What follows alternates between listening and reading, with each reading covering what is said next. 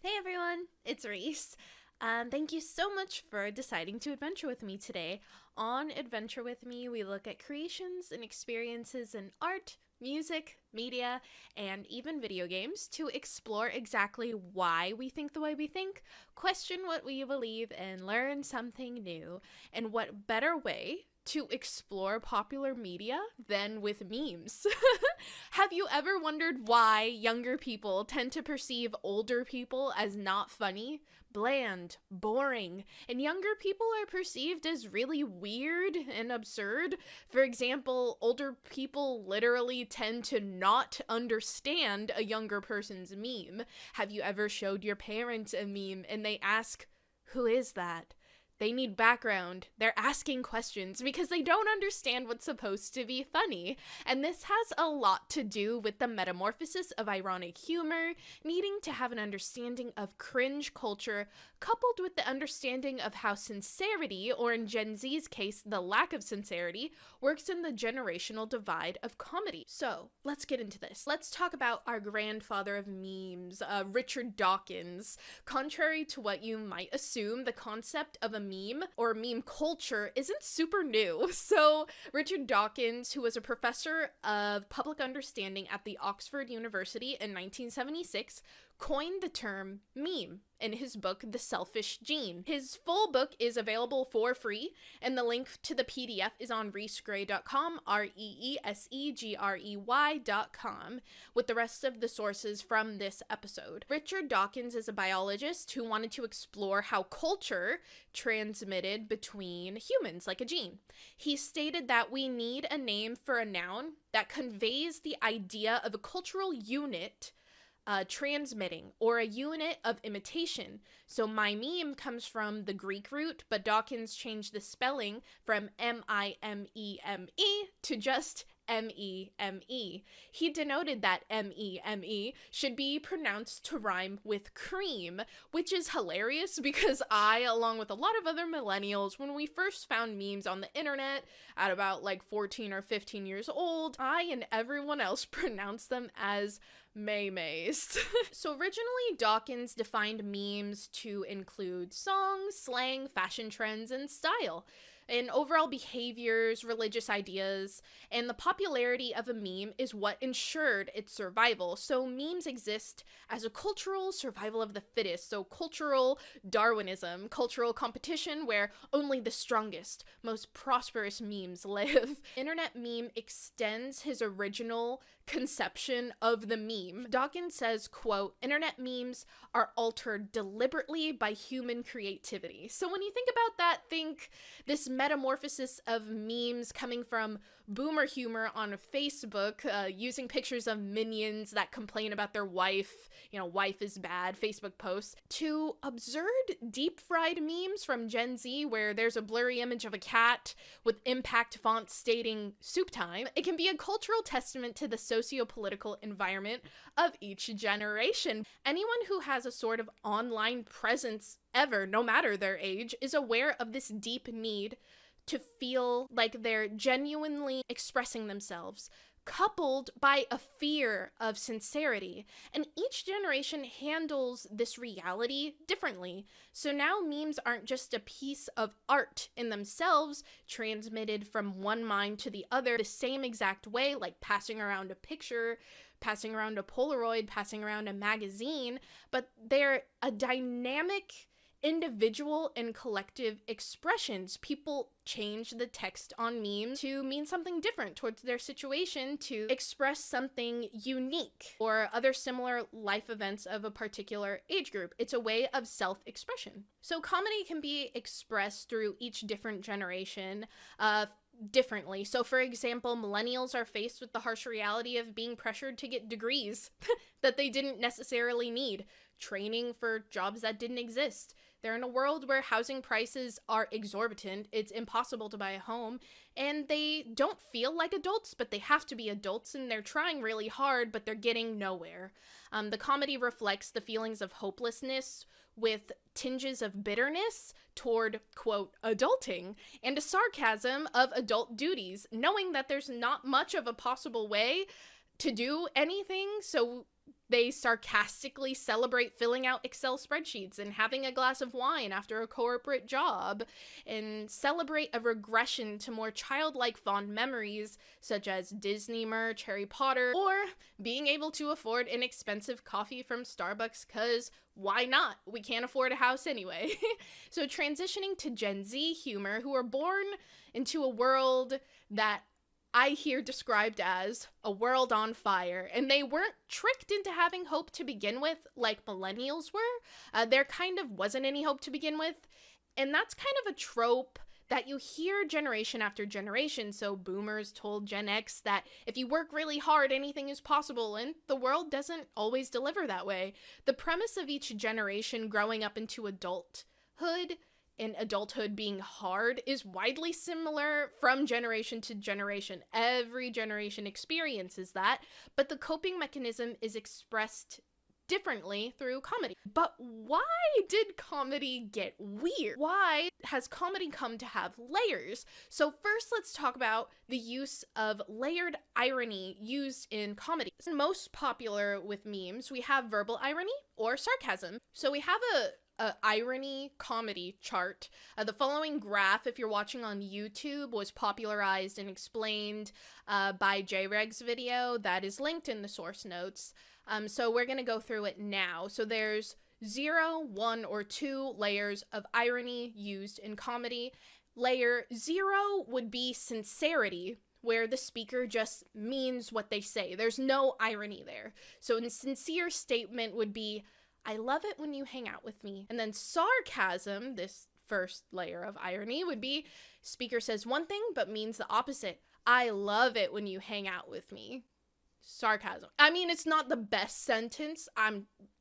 It's not super funny, but it's a sarcastic sentence. 2 layers of irony would be a post-irony. So the speaker says something sarcastically, but returns to sincerity. This has a lot to do with context. So, "I love it when you hang out with me." So you have a friend and they drop water on you, but they're known for being clumsy, and so you just say, "Oh, I love hanging out with you. I love it when you hang out with me." Like, you know that they know that you mean it in jest. So it's fine. Then we have this type of meta-irony, which is also 2 layers of irony, where the speaker says something sarcastically and then returns to sincerity, maybe. So, "I love it when you hang out with me." But nobody knows what the intention is. Nobody knows the speaker, what the speaker's intention is. Nobody knows how they're supposed to take it. It's just a statement that exists on its own that's supposed to be funny, that makes no sense. So everyone's just like, "Oh, okay." So on its own, meta-irony is confusing and the comedy can get lost. So as someone born in 94, I wanted to understand this new level of absurdity that I didn't grow up with, because I grew up with comedy that was, quote, edgy or nihilistic, hopeless, with pockets of randomness here and there. And I wondered where the meaning was coming from when my little brother would show me memes. I felt like I was missing a joke. There was surreal memes, deep fried memes. I didn't get it, and I thought I was missing something. But the point is that it's not supposed to make sense. So why is this type of comedy something that is newly popularized in comedy with younger people? Why is it funny and comfortable to be confused? So Gen Z are the first generation to be born with social media. Social media for Gen Z means a categorical documentation of their entire lives, which didn't exist before. Older generations had the privilege of finding themselves and establishing an identity before proclaiming it to the world, whereas Gen Z wasn't born with that inherent option. So this complex webbing of irony allows younger people to morph and change while they're under observation. If nobody knows if you're being sincere, you're safe. But this type of comedy still allows you to push boundaries in a social climate that is intensively scrutinizing your every move. As we all know, public opinion weighs heavily and cancel culture.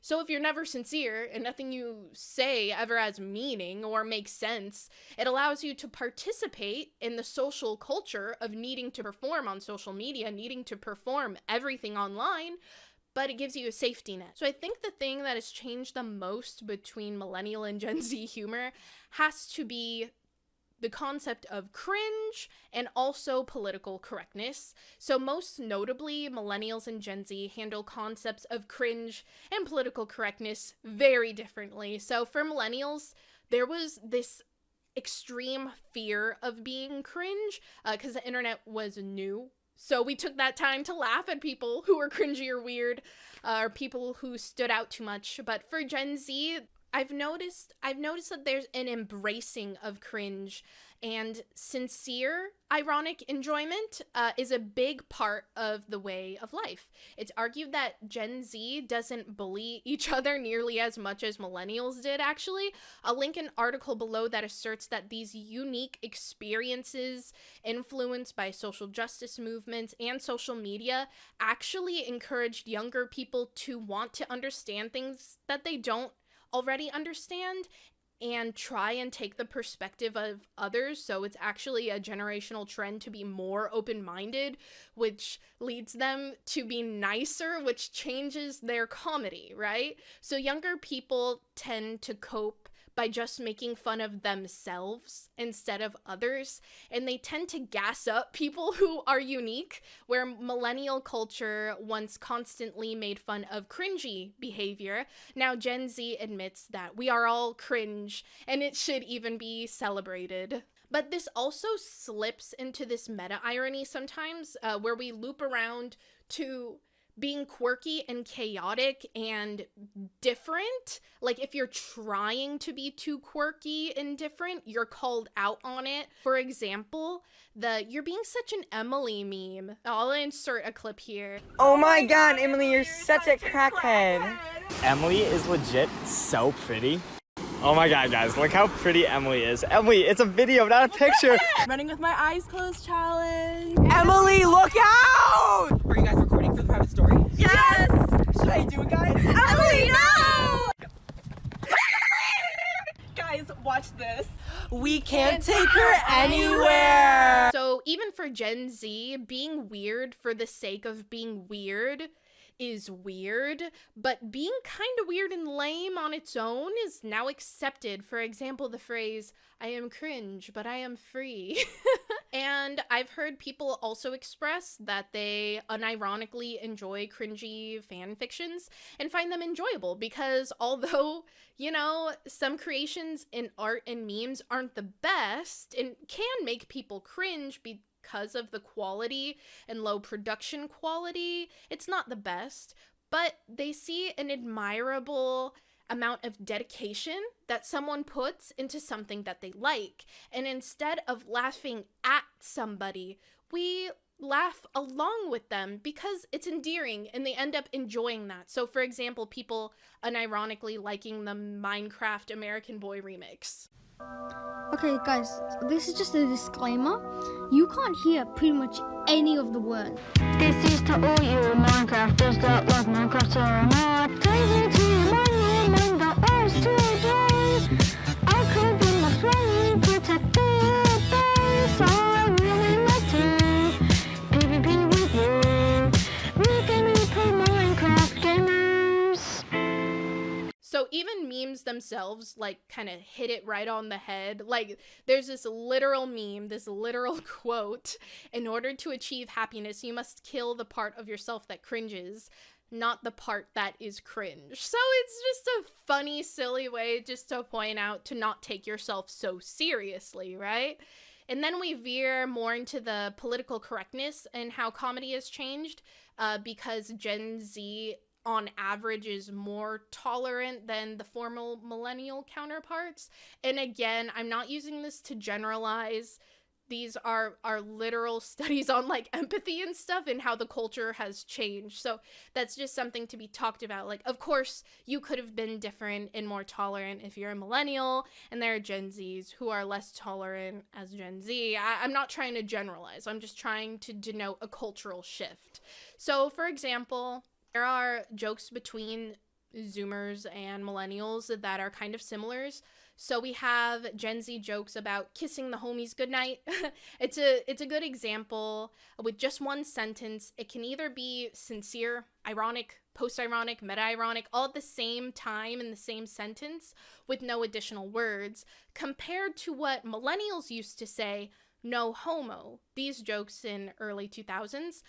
No homo implies that you want to do it without being gay, but it was still homophobic because it still implied that you didn't want to be gay, often implying that it would be weird if you were actually gay. But with Gen Z kissing the homies goodnight, you don't have to know which one they mean, if they're actually gay or if, they're just friends. You don't need to know what it actually means because it doesn't really matter if you're gay or not, because both are fine. The lack of sincerity isn't a big issue anyway because the joke itself wasn't actually mean-spirited. So if we read between the lines, the jokes are different, but the statements themselves seem the same, but the culture that surrounds that phrase is very different. So who knows where it'll really go from there? Maybe looping back around to this extreme sincerity that we see, maybe from like Nathan for You.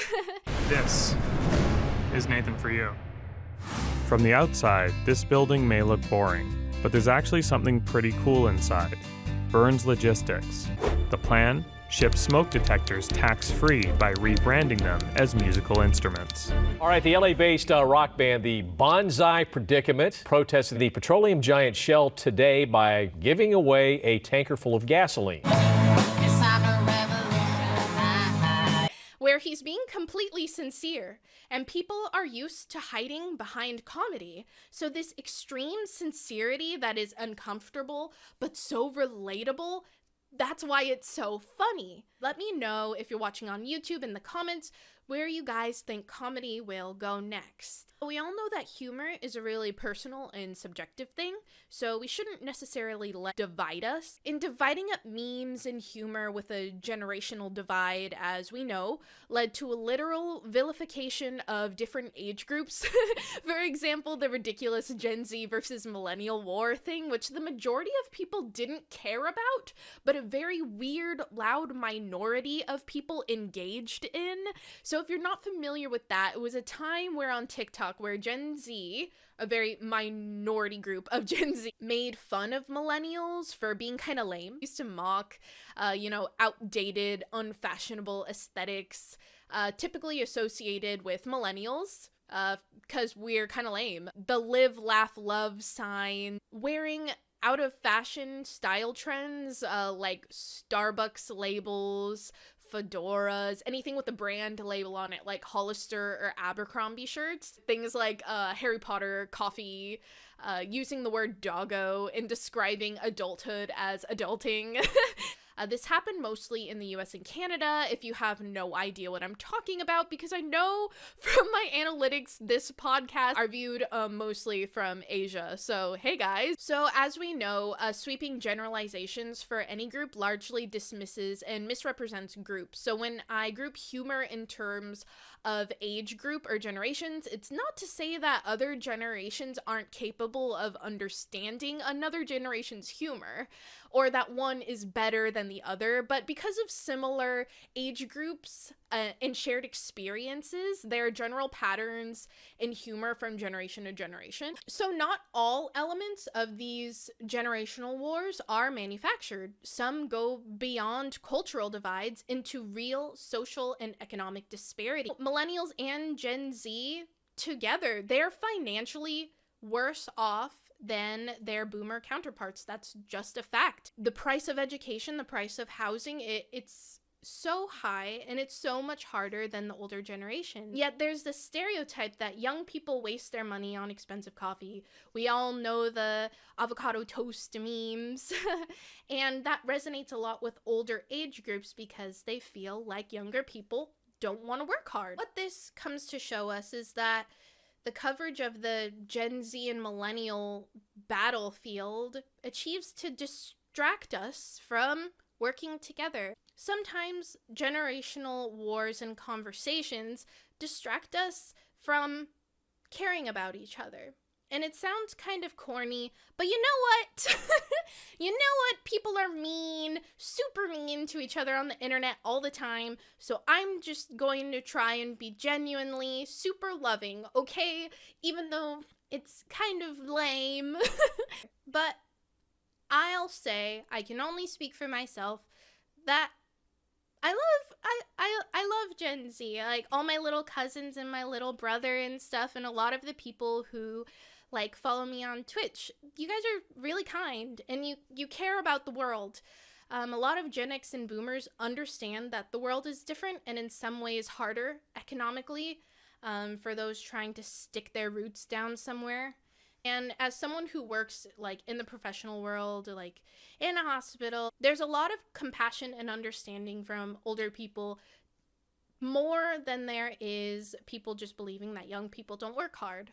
And if you're watching this video or you're listening to this podcast and you made it to this point, you're definitely in that group of people who just want to understand some of the things that you don't understand, to find out why things are funny, and maybe now you can jump in on the jokes from other generations because you get them a little more. There's a lot of joy in trying to understand what different generational humor can bring.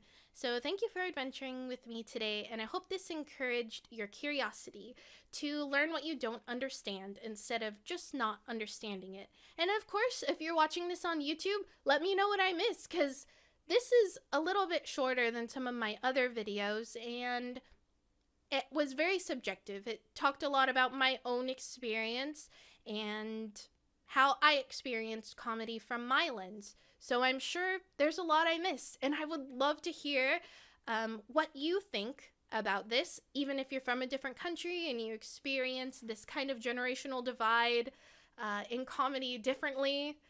I would love to hear it. I would love to hear your stories in the comments. Also, before you go, wait, hold on.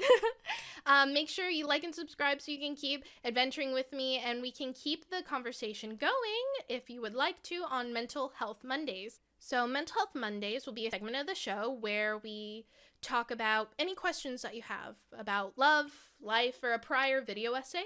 On Reese Gray Analyzes. You can submit your questions anonymously on reesegray.com, reesegrey.com, or if you would like to be notified if your question is chosen for a future episode, leave your email or another social handle in the submission box, and we will let you know, also anonymously. We're not going to just throw your social media handle out there saying that you asked this question. Always anonymous, always with genuine enthusiasm. I'm here. Thank you guys so much for joining me today. And, okay, love you. Bye.